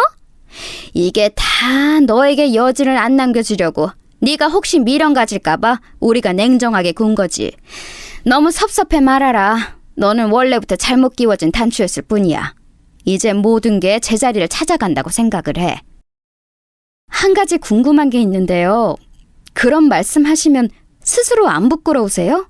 안 민망하세요? 나이를 허투루 먹었다고 스스로 광고하시는 꼴인데 뻔뻔하게 말씀 잘하시는 거 보니까 신기하네요. 이런 독특한 엄마 정도는 돼야 우유부단하고 정신 빠진 아들놈 낳아서 키우는가 봅니다. 뭐야? 말 다 했어? 신랄하게 비꼬는 거 보니까 너는 역시나 글러먹었어. 애 생각해서 상식 전에 양육비는 매달 보내주기로 했다. 감지덕지하면서 애 잘 키우고 살아라. 행여나 돈 관리 못해서 우리한테 구질구질하게 매달릴 생각은 애당초 말고. 알았니? 저희 아빠 돌아가셨다는데 연락 안 되는 꼬라지 때문에 제가 기가 막혀서. 안 그래도 지인분께 부탁드려서 이혼서를 준비했어요. 마침 상간녀까지 다 모인 마당에 당장 여기에다가 도장받고 싶네요. 저는 그렇게 말하며 가방을 뒤져 서류 파일을 꺼냈습니다. 이혼 서류 정말로 준비하고 있었거든요. 그걸 보자 남편은 당황한 표정을 했어요. 그래서 더욱 꼴배기가 싫었습니다. 제가 코웃음을 쳤더니 시어머니께서 발끈하시며 남편을 채근하셨고 그 덕분에 저는 바로 도장을 받아낼 수 있었어요. 그 다음부터는 이제 친정아빠의 이혼을 맡으시기도 했던 어느 변호사분의 도움을 받을 작정이었습니다. 없는 품위를 찾으며 계속 고개를 돌리고 있는 상간녀, 복잡한 표정의 남편, 표독스러운 시어머니 얼굴까지 천천히 둘러본 제가 씩 웃으며 말했어요. 속이 다 시원하네. 앞으로 댁들이나 나한테 구질구질하게 매달릴 생각하지 마세요. 어차피 차차 알게 되어버릴 테니까 미리 밝히자면 돌아가신 우리 아빠 나한테 남기고 간 유산만 70억이에요. 어디 감히 누구 앞에서 양육비니 돈 관리니 이딴 소리를 들먹여? 별 희한한 코미디를 다 보겠네, 참나. 70억이라니? 당신 그게 무슨 말이야? 장인 어른께서 사업하셨단 말만 얼핏 들었을 뿐 재력가라는 얘기는 나 못 들었었는데? 이제 와서 장인 어른이라고? 스스로 민망해할 줄도 모르는 건 모전자전이구나. 2번 다시 나한테 연락하지 마. 할 얘기 있으면 변호사 통해서 해. 내일 날 박는 대로 변호사 연락 받을 테니까. 알았어? 애 딸린 남자한테 끌리는 정신병자 같은 저 여자하고 새 출발해서 잘 살아. 성격 지저분한 네 엄마 간수는 잘하는 게 좋을 거야. 이혼 2번은 좀 너무 그렇잖아? 저는 피식 웃으며 돌아섰고 제 물건 몇 가지만 얼른 챙겨서 아기 데리고 집을 나왔습니다. 저를 잡으려고 따라 나오려던 남편을 잡아챈 상간녀, 그런 상간녀를 나무라는 시어머니, 이게 다 시어머니 때문이라며 탓을 돌리는 남편까지. 마지막에 본 광경은 그야말로 오합지졸들이 벌이는 아비규환이었네요. 이튿날 시어머니께서 결국 뒷목 잡고 쓰러지셔서 병원에 실려가셨다는 후문을 들었습니다. 남편이 말한 걸 변호사분께서 저에게 전달해 주신 거였죠. 그러거나 말거나 저는 신경도 안 썼네요. 저와 이혼하기 싫다며 남편은 부르짖었지만 이미 모든 게 끝난 후였으니까요. 소송으로 가봤자 불리한 건 그쪽이었어요. 결국 무탈한 이혼이 마무리되었습니다. 그 상간녀하고는 개싸움 나서 금방 헤어졌더군요. 저에게 사과하고 싶다며 아기가 너무 보고 싶다며 못난 모자가 돌아가면서 난리를 쳐댔으나 저는 만나주지 않았죠. 떠나간 버스는 후진해서 돌아오지 않는다는 거 그들은 제대로 깨우쳤을 거예요. 저는 그 이후로 돈 관리라는 거 철저히 해서 승승장구했고요. 서로밖에 없는 것 같던 그 2사람은 서로에게 끝내 원망의 화살을 돌린 것인지 얼굴도 안 보고 사는 것 같더라고요. 이래서 인생사 세웅지